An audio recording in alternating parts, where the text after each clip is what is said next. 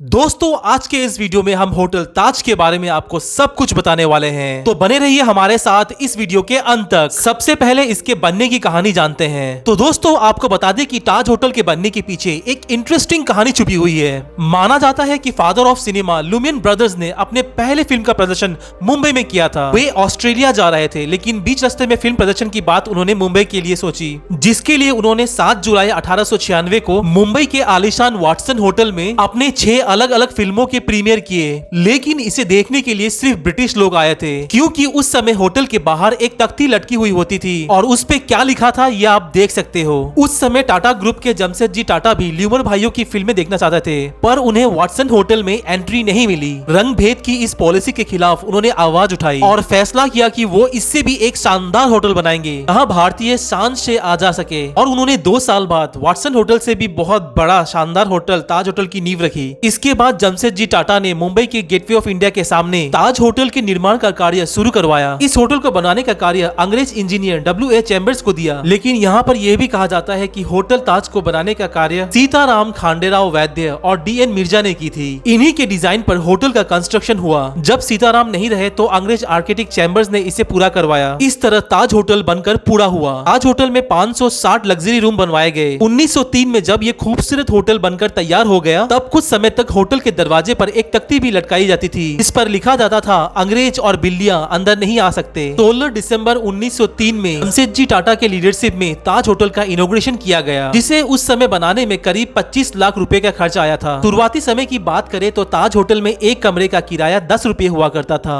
पंखे और attach bathroom वाले कमरे का किराया 13 रुपए हुआ करता था। उस समय ताज होटल देश का एकमात्र ऐसा होटल था जहाँ बिजली की व्यवस्था थी। और सबसे ज्यादा ये इंटरेस्टिंग बात थी कि ये देश का एक ऐसा होटल था जहां अंग्रेज बटलर रखे गए थे। और इसके अलावा करीब 4 दशक तक होटल का किचन फ्रेंच शेफ ही चलाते थे। इस तरह से ये उस समय का सबसे बेहतरीन होटल था। इस होटल के साथ और भी कई रिकॉर्ड्स हैं। ताज होटल देश का पहला ऐसा होटल था जहां रेस्टोरेंट 24 घंटे चलता था। देश का पहला ऐसा होटल था जहां German elevator, Turkish bathtub, American company के पर्दे लगाए गए थे। इसीलिए तब से लेकर अब तक ताज होटल मुंबई का 5 सितारा होटल है। अब अगर आज के सिचुएशन की बात करें और आपको बताएं कि इस होटल की रईसी क्या है, तो आइए ये समझने से पहले सबसे पहले ये जाने कि यहाँ काम करने वाले कर्मचारियों को कितना वेतन मिलता है। तो आपको ये जानकर हैरानी होगी कि यहाँ पर काम करने वाले वेटर की सैलरी 1 लाख रुपए के करीब होती है। और आज ताज होटल में कुक की सैलरी 80,000 से लेकर 11 लाख के करीब है। और यहाँ पर काम करने वाले होटल के दरबान की सैलरी 50,000 से लेकर 1 लाख रुपए के नजदीक है। चलिए दोस्तों अब आपको बताते हैं कि मुंबई के ताज होटल का खाना कैसा है